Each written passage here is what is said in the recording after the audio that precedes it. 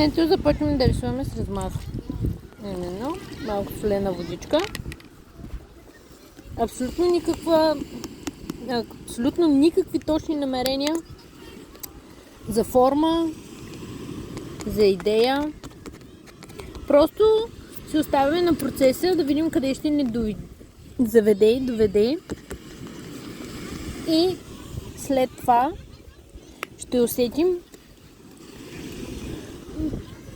какво правим, като искаме да направим конкретика в детайл. Ето моя помощник, искам да ви кажа, малката ръчичка. Искам да разбия малките парченца. Така. Боичка. Всъщност този шал много ме вдъхновява с тези малки цветчета.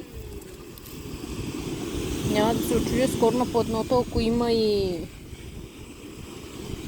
пясък. Ама изобщо даже няма да се очудя. Слагам се от това телесно розово, което много трудно мога да повторя аз.